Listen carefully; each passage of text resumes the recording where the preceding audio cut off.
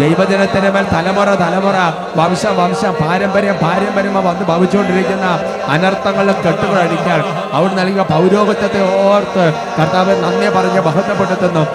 ദൈവമേ, ഇതിനുമുമ്പ് ഇതുപോലെ ശുശ്രൂഷ ചെയ്ത് കഴിഞ്ഞപ്പോൾ ദൈവജനം വിടുതൽ പ്രാപിച്ച ആയിരക്കണക്കിന് സാക്ഷികൾ ഓർത്ത് കർത്താവിനെ മഹത്വപ്പെടുത്തുകയാണ്. ഓ കർത്താവായ ദൈവമേ, ഇപ്പോൾ പ്രാർത്ഥിക്കുകയാണ് കർത്താവെ. ഓരോ രോഗികൾക്ക് വേണ്ടി ഇപ്പോൾ പ്രാർത്ഥിക്കുകയാണ് കർത്താവെ. കിടക്കയിൽ കടന്നുകൊണ്ട് ഈ ശുശ്രൂഷ സംബന്ധിക്കുന്ന ഓരോരുത്തരെയും മനസ്സിൽ കണ്ട് ആശീർവദിക്കുകയാണ്. ഓ കർത്താവായ ദൈവമേ, ട്രീറ്റ്മെന്റിലായിരിക്കുന്നവരെ മനസ്സിൽ ഓർത്ത് പ്രാർത്ഥിക്കുകയാണ്. ഓ പ്രിയപ്പെട്ട ദൈവവൈദ്യലേ, വിശ്വാസത്തോടെയുള്ള പ്രാർത്ഥന രോഗിയെ സുഖപ്പെടുത്തും എന്ന വചനം നീ വിശ്വസിക്കുക. ലൂക്ക 6:19 അവരുടെ ശക്തി പുറപ്പെട്ട് അനേകരെ സുഖപ്പെടുത്തി. ഈ വചനം നീ ഇപ്പോൾ വിശ്വസിക്കുക. നിങ്ങൾ രോഗികളാകുമ്പോൾ സഭയിൽ പരസ്പരം പാപങ്ങൾ ഏറ്റുപറയുകയും സഭയിലെ ശ്രേഷ്ഠന്മാർ തൈലം പൂശി പ്രാർത്ഥിക്കുകയും ചെയ്യുമ്പോൾ നീ സൗഖ്യം പ്രാപിക്കും. ഈ വചനം ഇപ്പോൾ നീ വിശ്വസിക്കുക. അവിടുന്ന് വചനമയച്ച് വിനാശത്തിൽ വിടുവിച്ചു. ഈ വചനം ഇപ്പോൾ വിശ്വസിക്കുക. നിങ്ങൾ കഠിനമായ രോഗപീഠ അനുഭവിക്കുന്നവര് ഇപ്പോൾ നിങ്ങളുടെ വലതുകര നിങ്ങളുടെ ശരീരത്തിൽ രോഗമുള്ള ഭാഗത്തേക്ക് വെച്ച് വിശ്വാസത്തോടെ ഇപ്പോൾ പ്രാർത്ഥിക്കുക. ദൈവശക്തി വ്യാപരിക്കുന്നു. ഓ കർത്താവായ ദൈവമേ, തിരുസഭയ്ക്ക് അങ്ങ് നൽകിയിരിക്കുന്ന പൗരോഹിത്യത്തിന് അധികാരം ഉപയോഗിച്ച് മത്തായി 18:18 നിങ്ങൾ ബന്ധിക്കപ്പെട്ടിരിക്കും, നിങ്ങൾ അഴിക്കപ്പെട്ടിരിക്കുന്ന വചനത്തിന് അധികാരത്തിൽ. ലൂക്ക 9:1-2 അവൻ 12 പേരെ അടുത്ത് വിളിച്ച് സകല പിശാചുക്കളുടെ മേൽ അവർക്ക് അധികാരവും ശക്തിയും കൊടുത്തു എന്ന വചനത്തിന്റെ അധികാരത്തിൽ അർപ്പിച്ച വിശുദ്ധ കുർബാനയുടെ അനന്ത യോഗ്യതയാൽ, സഭയുടെ യോഗ്യതയാൽ, പരിശുദ്ധ കന്യാമരത്തിന് അമലോത്ഭവത്തിന്റെ യോഗ്യതയാൽ ഇപ്പോൾ കൽപ്പിക്കുന്നു. ഇവരിൽ നിന്നും, ഇവരുടെ കുടുംബങ്ങളിൽ നിന്നും, വ്യക്തികളിൽ നിന്നും രോഗങ്ങളും രോഗപീഠകളും പൈശാചിക ബന്ധനങ്ങൾ വിട്ടൊഴിഞ്ഞ് കുരിശിന്റെ ചുവട്ടിൽ നിബന്ധിക്കട്ടെ. അഴിയട്ടെ, അടിമത്തങ്ങൾ നീങ്ങട്ടെ, യേശുവിന്റെ നാമത്തിൽ വിടുതൽ ബന്ധനങ്ങൾ അഴിയട്ടെ, അടിമത്തങ്ങൾ നീങ്ങട്ടെ, യേശുവിന്റെ നാമത്തിൽ വിടുതൽ പ്രാപിച്ചിടട്ടെ. രോഗികളെ സുഖമാക്കുന്ന ശക്തി, അത്ഭുത ശക്തി സംഭവിക്കട്ടെ. രോഗികളെ സുഖമാക്കുന്ന ശക്തി, കർത്താവിൻ അത്ഭുത ശക്തി ദൈവജനത്തിന്മീതെ ഇപ്പോ നിറഞ്ഞു കവിഞ്ഞിടട്ടെ. യേശുവിൽ നിന്നും ശക്തി പുറപ്പെട്ട് സൗഖ്യം വിടുതൽ ഇന്നീ ജനതയിൽ ഒഴുകട്ടെ. യേശുവിൽ നിന്നും ശക്തി പുറപ്പെട്ട് സൗഖ്യം വിടുതൽ ഇന്നീ ജനതയിൽ ഒഴുകട്ടെ. ബന്ധനങ്ങൾ അഴിയട്ടെ, അടിമത്തങ്ങൾ മാറട്ടെ, യേശുവിന്റെ നാമത്തിൽ വിടുതൽ പ്രാപിച്ചിടട്ടെ. ബന്ധനങ്ങൾ അഴിയട്ടെ, അടിമത്തങ്ങൾ മാറട്ടെ, യേശുവിന്റെ നാമത്തിൽ വിടുതൽ പ്രാപിച്ചിടട്ടെ. സ്തുതിക്കുന്നു. ഹല്ലേലൂയ, ഹല്ലേലൂയ, ഹല്ലേലൂയ, ഹല്ലേലൂയ. ഹല ഹല ഹല ഹല ഹല. റോമ 16:20 സമാധാനത്തിന്റെ ദൈവം ഉടൻ തന്നെ പിശാചിനെ നിന്റെ കാൽക്കീഴിലാക്കി തകർത്തു കളയും. ഈ വചനത്തിന്റെ അധികാരത്തിൽ ഇപ്പോൾ പ്രാർത്ഥിക്കുന്നു. ഓ കർത്താവായ ദൈവമേ, 18 വർഷമായി സാത്താൻ ബന്ധിച്ചിരുന്ന ഈ മകളെ ഞാൻ അഴിച്ചു വിടേണ്ടതല്ലേ എന്ന കർത്താവിന്റെ വചനത്തിൽ വിശ്വസിച്ചുകൊണ്ട് തലമുറയായി, വംശമായി, പാരമ്പര്യമായി, ഓ കർത്താവേ, ഈ കുടുംബങ്ങളുള്ള പൈശാചിക പീഡകൾ, അന്ധകാരത്തിന്റെ ഉപദ്രവങ്ങൾ, തടസ്സങ്ങൾ, സാമ്പത്തിക കടബാധ്യതകൾ, രാത്രികളുടെ പൈശാചിക പീഡകൾ, പഠന തടസ്സം, വിവാഹ തടസ്സം, മക്കളുടെ മേലെ ബന്ധനങ്ങൾ, കലകം, വഴക്ക്, കേസുകൾ, അതിർത്തി തർക്കങ്ങൾ, നാരകീയ ഉപദ്രവങ്ങൾ ഈശോയുടെ നാമത്തിൽ ബന്ധിക്കുന്നു. വിട്ടൊഴിഞ്ഞ് നിത്യാഗ്നിയിൽ നിബന്ധിക്കട്ടെ. യേശുവിൻ തിരുരക്തത്താൽ മോചിതരാകട്ടെ, പാപത്തിന്റെ കെട്ടുകളെല്ലാം തകർന്നു വീഴട്ടെ. യേശുവിൻ തിരുരക്തത്താൽ മോചിതരാകട്ടെ, പാപത്തിന്റെ കെട്ടുകളെല്ലാം തകർന്നു വീഴട്ടെ. വചനശക്തിയാ സാത്താൻ സൈന്യം ബന്ധിതരാകട്ടെ. കീഴെ തിന്മകൾ കത്തിച്ചാമ്പലാകട്ടെ. വചനശക്തിയാ സാത്താൻ സൈന്യം ബന്ധിതനാകട്ടെ. ക്രൂശിൻ കീഴെ തിന്മകൾ കത്തിച്ചാമ്പലാകട്ടെ. ബന്ധനങ്ങൾ അഴിയട്ടെ, അടിമത്തങ്ങൾ മാറട്ടെ, യേശുവിന്റെ നാമത്തിൽ വിടുതൽ പ്രാപിച്ചിടട്ടെ. ബന്ധനങ്ങൾ അഴിയട്ടെ, അടിമത്തങ്ങൾ മാറട്ടെ, യേശുവിന്റെ നാമത്തിൽ വിടുതൽ പ്രാപിച്ചിടട്ടെ. ഓരോ കുടുംബങ്ങളിലും സമാധാനത്തിന് ആത്മാവ് വസിക്കട്ടെ. ഓരോ കുടുംബങ്ങളിലും സ്നേഹത്തിന് ആത്മാവുകൾ വസിക്കട്ടെ. ഓരോ സമൂഹങ്ങളിലും സൗഖ്യത്തിന്റെ ശക്തികൾ വ്യാപരിക്കട്ടെ. ഓരോ സമൂഹങ്ങളിലും കൃപയുടെ അന്തരീക്ഷം ഉണ്ടാകട്ടെ. ഓരോ സമൂഹങ്ങളിലും ഓ പരിശുദ്ധാത്മാവിന്റെ ഫലദാന വരങ്ങൾ കൊണ്ട് നിറയട്ടെ. ഓരോ വ്യക്തികളും ഇപ്പോൾ സൗഖ്യം പ്രാപിക്കട്ടെ.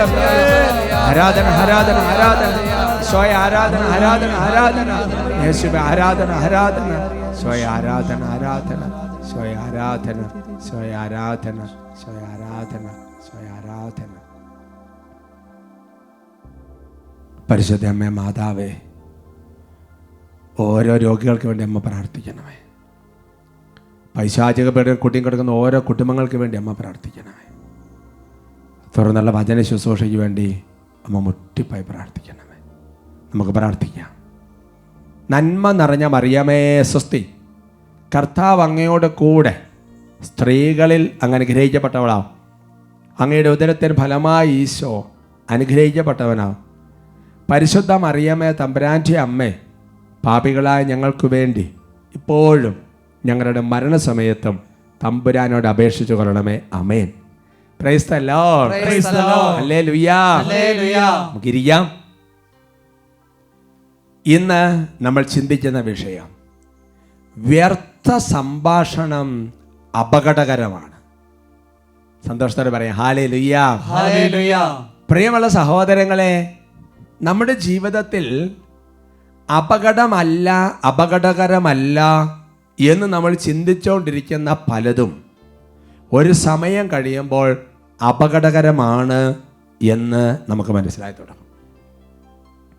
ബൈബിളിൽ പഴയ നിയമത്തിൽ പുതിയ നിയമത്തിൽ ഒരുപാട് സ്ഥലത്ത് നമ്മൾ വലിയ കുഴപ്പമില്ല എന്ന് വിചാരിച്ചുകൊണ്ടിരിക്കുന്ന വ്യർത്ഥ ഭാഷണം നല്ലതല്ല എന്ന് സൂചന തരുന്നുണ്ട്. വ്യർത്ഥ സംഭാഷണം അല്ലേ? വെറുതെ ഇങ്ങനെ ഓരോരോ കാര്യങ്ങൾ പറയുക. യേശയ്യാ പ്രവചനത്തിൽ 58-ാമത്തെ അധ്യായത്തിൽ 13-ാം തിരുവചനം, ബുക്ക് ഓഫ് ഐസയാ ചാപ്റ്റർ 58 വേഴ്സ് 13, ശാപത്തിനെ ചവിട്ടി മെതിക്കുന്നതിൽ നിന്നും എൻ്റെ വിശുദ്ധ ദിവസത്തിൽ നിന്റെ ഇഷ്ടം അനുവർത്തിക്കുന്നതിൽ നിന്ന് നീ പിന്തിരിയുക. ശാപത്തിന് സന്തോഷദായകവും കർത്താവിൻ്റെ വിശുദ്ധ ദിനത്തെ ബഹുമാന്യവുമായി കണക്കാക്കുക.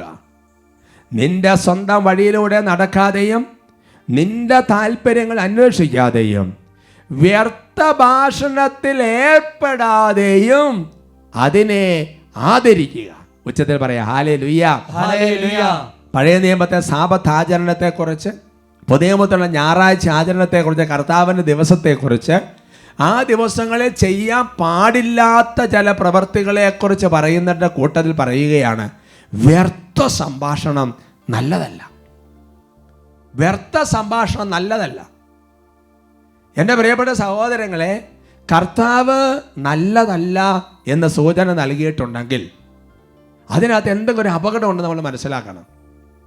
ഹോസിയ പ്രവചനത്തിൽ 10-ാമത്തെ അധ്യായത്തിൽ 3-ാം തിരുവചനം, ബുക്ക് ഓഫ് ഹോസേയ ചാപ്റ്റർ 10 വേഴ്സ് 3, അവർ പറയും, കർത്താവിനെ ഭയപ്പെടാത്തത് കൊണ്ട് ഞങ്ങൾക്ക് രാജാവില്ലാതായി. ഇനി ഉണ്ടെങ്കിൽ തന്നെ ഞങ്ങൾക്ക് വേണ്ടി അവൻ എന്ത് ചെയ്യാൻ കഴിയും? അവർ വ്യർത്ഥ ഭാഷണം നടത്തുന്നു. Price the Lord. Price the Lord. അപ്പോൾ ദൈവഹിതത്തിന് വിരുദ്ധമായിട്ടുള്ള ഉപകരിക്കാത്ത ചില സംഭാഷണങ്ങൾ വ്യർത്ഥ സംഭാഷണമായിട്ട് കർത്താവ് ഇങ്ങനെ കൂട്ടുകയാണ്. ചില സൂചനകൾ തരിക. നമുക്ക് 1-2 വചനങ്ങളൊന്ന് വായിച്ചതിന് ശേഷം വിഷയത്തിലേക്ക് ശരിക്കും പ്രവേശിക്കാം. മലാക്യ പ്രവചനത്തിൽ 3-ാമത്തെ അധ്യായത്തിൽ 14-ാമത്തെ തിരുവചനം, നിങ്ങൾ പറഞ്ഞു ദൈവത്തെ സേവിക്കുന്നത് വ്യർത്ഥമാണ്. അവിടുത്തെ കൽപ്പനകൾ അനുസരിക്കുന്നത് കൊണ്ടും സൈന്യങ്ങളുടെ കർത്താവിൻ്റെ മുൻപിൽ വിലാപം ആചരിക്കുന്നവരെ പോലെ നടക്കുന്നത് കൊണ്ടും എന്ത് പ്രയോജനം? ഒരുമിച്ച് പറയാം ഹല്ലേലൂയ. ഹല്ലേലൂയ. വ്യർത്ഥ സംഭാഷണത്തിൻ്റെ ചില രീതികൾ ഇങ്ങനെ തെളിഞ്ഞ് വരിക. ചില മനുഷ്യർ വരും, ഓ ഈ പള്ളിയിൽ പോയിട്ട് എന്നാ കാര്യം, കുറേ പ്രാർത്ഥിച്ചിട്ട് എന്നാ കാര്യം, എന്നാ വെറുതെ ഓരോന്നൊക്കെ ഇങ്ങനെയൊക്കെ പറഞ്ഞുകൊണ്ടിരിക്കുക. എൻ്റെ പ്രിയപ്പെട്ട സഹോദരങ്ങൾ, ഇതൊരു അഭിപ്രായം പറച്ചിലായിട്ട് നമുക്ക് തോന്നും, കുഴപ്പമില്ലാത്ത സംഗതിയായിട്ട് തോന്നും. പക്ഷേ ദൈവസന്നിധിയിൽ ഇതെല്ലാം വളരെ സീരിയസ് ആയിട്ട് എടുക്കുന്ന ഒരു സംഗതിയാണ്. വ്യർത്ഥ സംഭാഷണത്തിൻ്റെ മറ്റൊരു രീതി, മറ്റൊരു മോഡല് പ്രഭാഷകന്റെ പുസ്തകത്തിൽ കാണുന്നുണ്ട്. പ്രഭാഷകന്റെ പുസ്തകത്തിൽ 19-ാമത്തെ അധ്യായത്തിൽ അതിൻ്റെ 6-ാമത്തെ തിരുവചനം അവിടെ വെളിപ്പെടുത്തുകയാണ്, വ്യർത്ഥ ഭാഷണത്തെ വെറുക്കുന്നവൻ തിന്മയിൽ നിന്ന് ഒഴിഞ്ഞിരിക്കും. ഒരുമിച്ച് പറയാം ഹല്ലേലൂയ. ഹല്ലേലൂയ.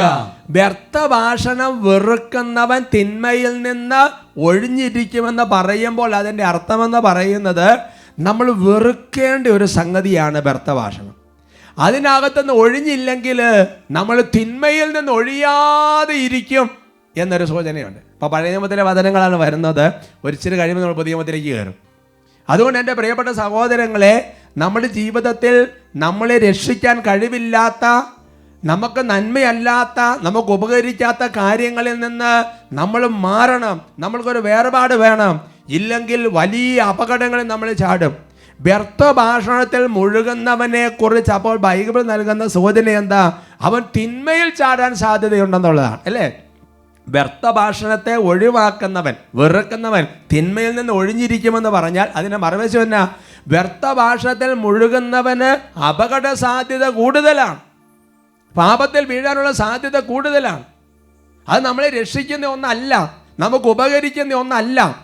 നമ്മളെ രക്ഷിക്കാൻ കഴിവില്ലാത്ത, നമുക്ക് ഉപകരിക്കാത്ത കാര്യങ്ങളിൽ നിന്ന് നമ്മൾ വിട്ടു നിൽക്കണം. എൻ്റെ പ്രിയപ്പെട്ട സഹോദരങ്ങളെ, അത് കർത്താവ് ഉത്ബോധിപ്പിക്കുന്നുണ്ട്. കൊരിന്തോസ് ലേഖനത്തിൽ കർത്താവ് വെളിപ്പെടുത്തുന്നുണ്ട്, അല്ലേ? എന്താ വെളിപ്പെടുത്തുന്നത്? എല്ലാ പ്രയോജനകരങ്ങളല്ല, എല്ലാം ഉപകാരപ്രദമല്ല. അപ്പം ചിലതൊക്കെ നമ്മൾ ഒഴിവാക്കി തുടങ്ങണം. 1 സാമുവേൽ 12-ാമത്തെ അധ്യായത്തിൽ 21-ാമത്തെ വാക്യത്തിൽ അത് നല്ല വചനമാണ്. നിങ്ങൾക്കുപകരിക്കാത്തതും നിങ്ങളെ രക്ഷിക്കാൻ കഴിവില്ലാത്തതുമായ കാര്യങ്ങളിലേക്ക് നിങ്ങൾ തിരിയരുത്, അവ വ്യർത്ഥമാണ്. അപ്പം നമ്മളൊരു സംഭാഷണം കേൾക്കുമ്പോൾ, നമ്മളൊരു സംഭാഷണം നടത്തുമ്പോൾ നമ്മൾ ചിന്തിക്കേണ്ട ഒരു കാര്യമെന്ന് പറയുന്നത്, ഇതിനകത്ത് എന്തെങ്കിലും ഒരു ഉപകാരം ഉണ്ടാകുന്നുണ്ടോ? നമ്മുടെ രക്ഷയ്ക്ക് ഉപകരിക്കുന്നതാണോ? കേട്ടുകൊണ്ടിരിക്കുന്ന വ്യക്തി രക്ഷയ്ക്ക് ഉപകരിക്കുന്നതാണോ? എന്തെങ്കിലും ഒരു സംഗതി ഉള്ളതാണോ? അത് നമ്മളെ രക്ഷിക്കാൻ കാര്യമില്ലാത്തത്, നമുക്ക് ഉപകാരമില്ലാത്ത സംഗതി നമ്മൾ പിന്തിരിയണം, അല്ലേ? അതുകൊണ്ടാണ് പൗലോസ്ലീഹ കൊരിന്തോസ്യർക്ക് 1-ാമത്തെ ലേഖനത്തിൽ 2-ാമത്തെ അധ്യായത്തിൽ 2-ാം വാക്യത്തിൽ 1 Corinthians chapter 2:2 പറഞ്ഞു വെച്ചത്, നിങ്ങളുടെ ഇടയിലായിരുന്നപ്പോൾ യേശുക്രിസ്തുവിനെ കുറിച്ചല്ലാതെ, അതും ക്രൂശിതനായവനെ കുറിച്ചല്ലാതെ മറ്റൊന്നിനെ കുറിച്ചും അറിയേണ്ടതില്ലെന്ന് ഞാൻ തീരുമാനിച്ചു. ഒരുമിച്ച് പറയാം ഹല്ലേലൂയ. ഹല്ലേലൂയ. പൗലോസ്ലീഹ പറയാ, ഞാൻ നിങ്ങളുടെ കൂടി ആയിരുന്നപ്പോൾ യേശുക്രിസ്തുവിനെ കുറിച്ച് അല്ലാതെ ബാക്കി എന്ന് അറിഞ്ഞിട്ട് കാര്യമില്ല. യേശുവിനെ കുറിച്ച് അറിഞ്ഞാൽ, യേശുവിനെ കുറിച്ച് പറഞ്ഞാൽ, ഈശോയെ കുറിച്ച് കേട്ടാൽ അത് രക്ഷിക്കാൻ കഴിവുള്ളതാണ്. ഈശോ എന്ന നാമമാണ് രക്ഷിക്കുന്ന നാമം, അത് ഉപകാരപ്രദമാണ്. ബാക്കിയുള്ള ഈ ചപ്പും ചവറും കേട്ടിട്ട് കാര്യമില്ല, അല്ലേ? ശ്രദ്ധിക്കണം പ്രിയപ്പെട്ട സഹോദരങ്ങളെ.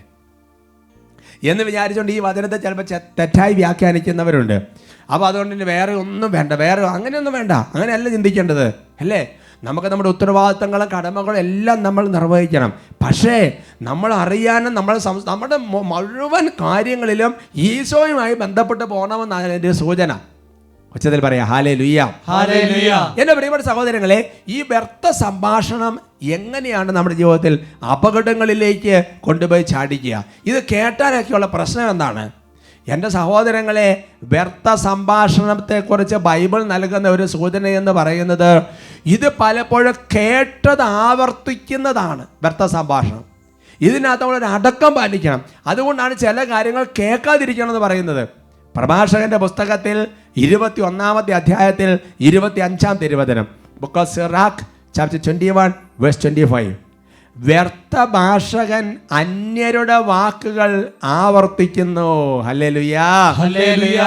അപ്പൊ ഈ വ്യർത്ഥ ഭാഷണത്തിന്റെ അരൂപിയുള്ള വ്യർത്ഥ ഭാഷകന്റെ പ്രത്യേകത എന്താ? അവിടുന്ന് ഇവിടുന്ന് ഓരോ സംഗതികൾ കേൾക്കും, എന്നിട്ടോ അത് കൊണ്ടുവന്ന് വേറെ സ്ഥലത്ത് പോയി പറയും. വ്യർത്ഥ ഭാഷകൻ മറ്റുള്ളവർ പറഞ്ഞു കേൾക്കുന്ന ചപ്പും ചവറും കേട്ട് അതിങ്ങനെ ഹൃദയത്തിലോട്ട് കയറിയിട്ട് അത് വേറെ പല സ്ഥലങ്ങളിൽ പോയി പറയും. വ്യർത്ഥ ഭാഷകന്റെ ഒരു സൂചനയാണ് പ്രിയപ്പെട്ട സഹോദരങ്ങൾ. അതുകൊണ്ട് അന്യരുടെ വാക്കുകൾ ആവർത്തിക്കുന്ന ഒരു പ്രവണത ഉണ്ടെങ്കിൽ ശ്രദ്ധിക്കണം. ആവശ്യമില്ലാത്ത കാര്യങ്ങൾ കണ്ടിട്ട് കേട്ടിട്ട് അത് അവിടെ ഇവിടെ പോയി പറയുക.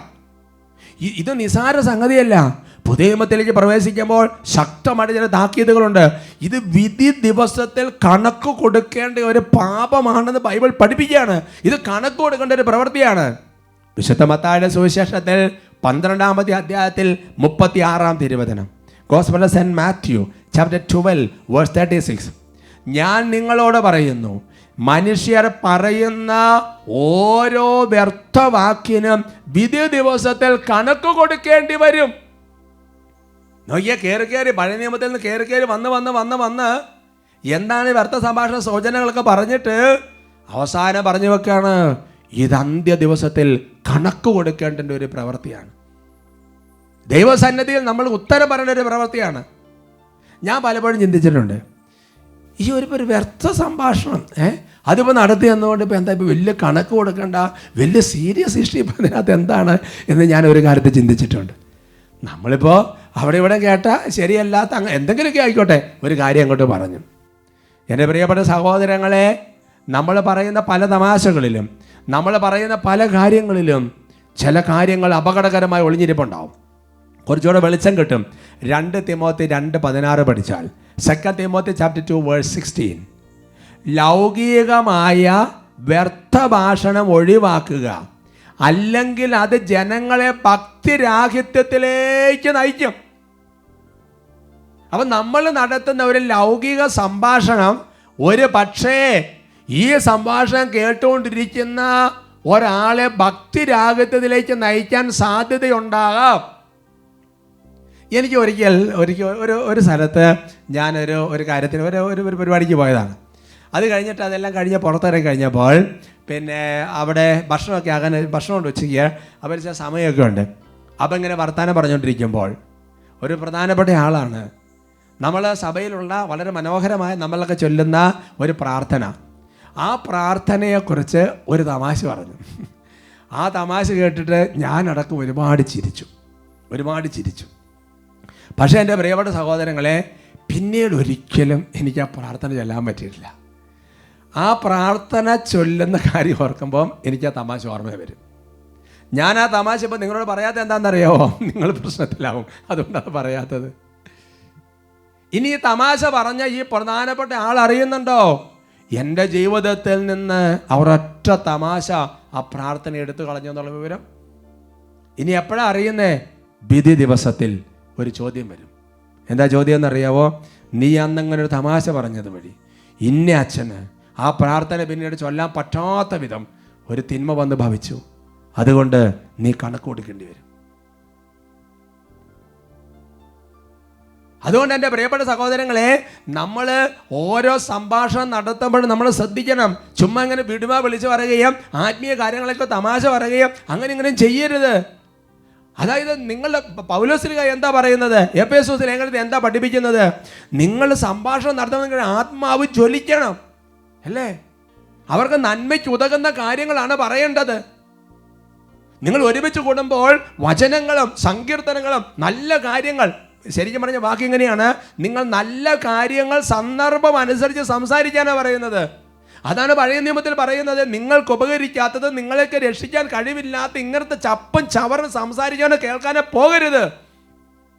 സഭയിലൊരു മഹാവിശുദ്ധനായ വിശുദ്ധ ആന്റണി മേരി ക്ലാരറ്റ്, അദ്ദേഹത്തിൻ്റെ ജീവചരിത്രത്തിൽ കലാരേഷ്യൻ സഭയുടെ വിശുദ്ധനെയാണ് ഉദ്ദേശിക്കുന്നത്. അപ്പോൾ അദ്ദേഹത്തെക്കുറിച്ച് പറയപ്പെട്ടിരിക്കുന്ന അദ്ദേഹത്തിൻ്റെ പുസ്തകത്തിൽ ഞാൻ വായിച്ച ഒരു കാര്യം ഓർക്കാണ്. വിശുദ്ധ ആന്റണി മേരി ക്ലാരറ്റ് ഇങ്ങനത്തെ ഏതെങ്കിലും സംഭാഷണങ്ങളോ കുറ്റം പറയലോ അങ്ങനത്തെ കാര്യങ്ങളൊക്കെ നടന്നിരിക്കുന്ന സ്ഥലമാണെങ്കിൽ വിശുദ്ധ ആന്റണി മേരി ക്ലാരറ്റ് വേഗം അവിടെ നിന്ന് ഓടി രക്ഷപ്പെടും. ചിന്തിച്ചു നോക്കിയേ, ഭക്തി എടുത്ത് കളയും, പ്രാർത്ഥന എടുത്ത് കളയും. വിശുദ്ധ ജോൺ ക്ലിമാക്കോസ് പറയുന്ന ഒരു കാര്യമുണ്ട്. അതായത് നമ്മുടെ ജീവിതത്തിൽ ടോക്കറ്റീവ് നേച്ചർ, ഒരുപാട് സംസാരിക്കുന്ന പ്രകൃതിയാണെങ്കിൽ ആത്മീയ ജീവിതത്തിൽ വളരാൻ പറ്റുകയില്ല. ലൂക്കായുടെ സുവിശേഷം 21:34 ഒരു വചനമുണ്ട്.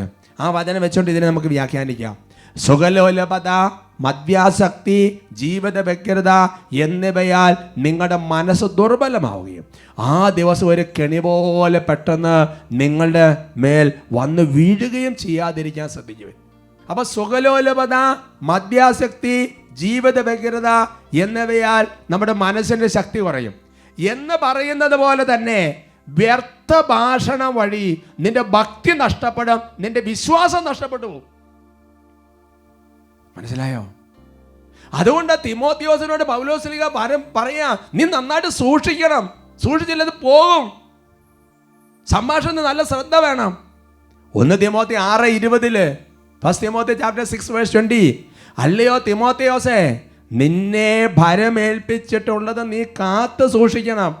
അധാർമികമായ വ്യർത്ഥ ഭാഷണത്തിൽ നിന്നും വിജ്ഞാനാഭാസത്തിന്റെ വൈരുദ്ധ്യങ്ങളിൽ നിന്നും ഒഴിഞ്ഞു മാറുക.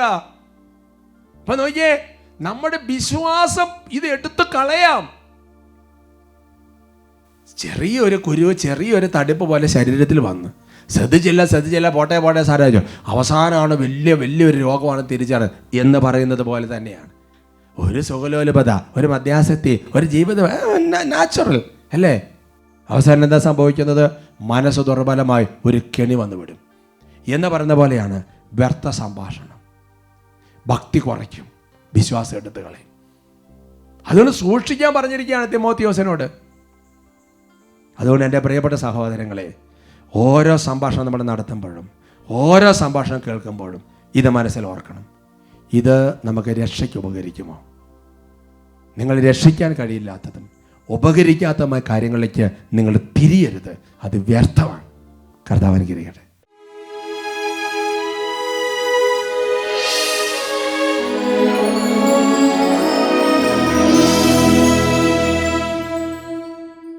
പ്രഭാഷകന്റെ പുസ്തകത്തിൽ 18-ാമത്തെ അധ്യായത്തിൽ 20-ാമത്തെ തിരുവചനം, ന്യായവിധിക്ക് മുമ്പ് നീ നിന്നെ തന്നെ പരിശോധിക്കുക, വിധിവേളയിൽ നിനക്ക് മാപ്പ് ലഭിക്കും. ഓരോ വചനങ്ങളും ഈ ഭൂമിയിൽ ജീവിച്ചിരിക്കുമ്പോൾ നമുക്ക് ആത്മശോധനയ്ക്കുള്ളതാണ്. ന്യായവിധിയിൽ വിധിക്കപ്പെടുന്നതിന് മുൻപ് ആത്മശോധന അനുദപിച്ച് കർത്താവിൻ്റെ കരുണയിലേക്ക് തിരിച്ചു വരാം.